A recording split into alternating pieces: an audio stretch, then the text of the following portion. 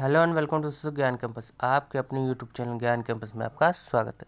दोस्तों आज का वीडियो लेक्चर है electrical fifth semester third year वालों के लिए। सब्जेक्ट है आरएससी। तो जैसा कि हम पिछले वीडियो लेक्चर में पढ़ चुके थे, इसमें पार्ट्स इसके हॉरिजेंटल विंड और वर्टिकल विंड्स के बारे में, ठीक है, ब्लेड्स वगैरह के बारे में, ठीक है। तो उसी के आगे हम आज कंटिन्यू करेंगे। और कंटिन्यू करने से पहले एक और बात दोस्तों, वीडियो अच्छी लगे तो लाइक कीजिएगा, चैनल पर नए हैं तो सब्सक्राइब करके बेल आइकन प्रेस कर लीजिएगा ताकि फ्यूचर में आने वाली ढेरों अपडेट्स आपको सबसे पहले मिल सके। तो चलिए आज का लेक्चर शुरू करते हैं बिना किसी देरी के साथ।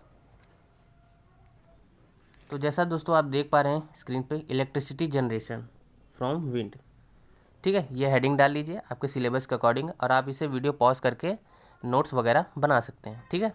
तो जिससे अगर मैं नोट्स नहीं भी टेलीग्राम पे भेजता हूँ तो आप आराम से नोट ईजिली मेक कर सकते हैं, ठीक है।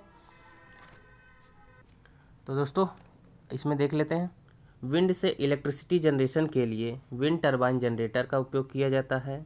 विंड टरबाइन ब्लेड का उपयोग करके विंड के काइनेटिक एनर्जी को कलेक्ट करती है, अर्थात जब विंड ब्लेड से होकर गुजरती है तो यह लिफ्ट प्रदान करती है, जिससे टरबाइन के ब्लेड घूमने लगते हैं। इस प्रकार विंड टरबाइन एयर की काइनेटिक एनर्जी को मैकेनिकल रोटेशनल एनर्जी में परिवर्तित यानी कन्वर्ट कर देता है, ठीक है। आगे देखते हैं। चूंकि घूर्णन का आरपीएम बहुत कम होता है, जिसके कारण रोटर के पीछे गियर बॉक्स असेंबली लगाई जाती है। इसी असेंबली के साथ इलेक्ट्रोमैग्नेटिक तथा मैकेनिकल ब्रेक्स भी लगे होते हैं। पैराग्राफ चेंज करेंगे आगे।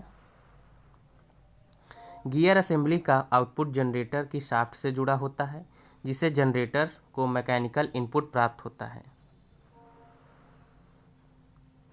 इस मैकेनिकल इनपुट से जनरेटर इलेक्ट्रिकल वोल्टेज जनरेट करता है, ठीक है। आगे पैराग्राफ चेंज करेंगे।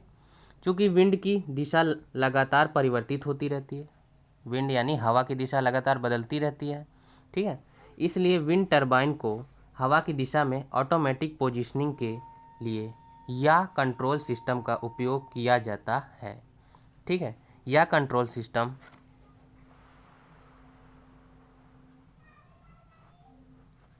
मैकेनिज्म विंड की डायरेक्शन को सेंस यानी संवेदित करके मोटर की सहायता से विंड टरबाइन को हवा की लंबवत दिशा में घुमा यानी ओरिएंट कर देता है। घुमाने को ओरिएंट कहते हैं, ठीक है। आगे बढ़ते हैं। विंड टरबाइन के साथ लगा हुआ 3 phase generator generated electrical energy को या तो बैटरी में स्टोर करता है या तो ग्रिड को सप्लाई करता है, ठीक है। तो ये टॉपिक हमारा एंड हुआ। अब इसी में नया टॉपिक आगे देखते हैं। तो हमारा नेक्स्ट हेडिंग है लोकल कंट्रोल। लोकल कंट्रोल क्या होता है? विंड टरबाइन सिस्टम में निम्नलिखित कंट्रोल महत्वपूर्ण होते हैं। तो आइए देखते हैं आगे। तो ब्लेड पिच कंट्रोल पहली हेडिंग डालेंगे, ठीक है। इसमें देख लेते हैं, और ये पूछा भी जाता है कंट्रोल पिच कितने प्रकार के होते हैं, ठीक है। तो ये पूछ लिया जाएगा, अब इसे अच्छे से पढ़ लीजिएगा। तो आगे देखते हैं। ब्लेड पिच कंट्रोल सिस्टम लगातार टरबाइन के पावर आउटपुट को मापता रहता है। जब आउटपुट पावर बहुत ज़्यादा हो जाता है तो यह कंट्रोल सिस्टम ब्लेड की पिच को इस प्रकार घुमाता है कि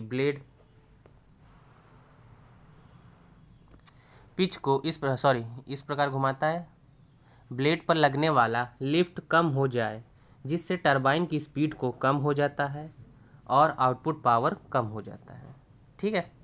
तो दूसरा है हमारा या कंट्रोल सिस्टम, और ये पूछा भी जाता है शायद 2 मार्क्स में। या कंट्रोल सिस्टम अलग से ये पूछ लिया जाता है। तो देख लेते हैं। चूँकि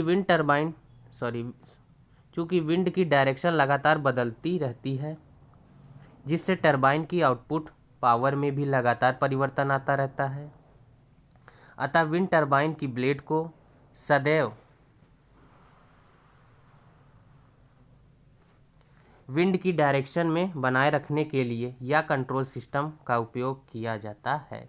या कंट्रोल सिस्टम विंड की डायरेक्शन को माप करके टरबाइन को मोटर की सहायता से हवा की दिशा में घुमा देता है, ठीक है। थर्ड है हमारा जनरेटर टॉर्क कंट्रोल। तो पावर इलेक्ट्रॉनिक्स कन्वर्टर्स की सहायता से जनरेटर के टॉर्क को कंट्रोल किया जाता है। नेक्स्ट हमारा है स्टॉल कंट्रोल। तो स्टॉल कंट्रोल क्या होता है देख लेते हैं। स्टॉल कंट्रोल की सहायता से विंड टरबाइन के ब्लेड के एंगल को इस प्रकार एडजस्ट किया जाता है, कम विंड स्पीड की स्थिति में टरबाइन के आरपीएम को बढ़ाया जाए तथा अधिक विंड स्पीड की स्थिति में टरबाइन के आरपीएम को कंट्रोल किया जा सके। तो दोस्तों इसी में नेक्स्ट हेडिंग है हमारी energy storage of wind turbine system. तो आइए देख लेते हैं क्या होता है। वर्तमान समय में प्रयोग होने वाली कुछ महत्वपूर्ण टेक्नोलॉजीज निम्न है।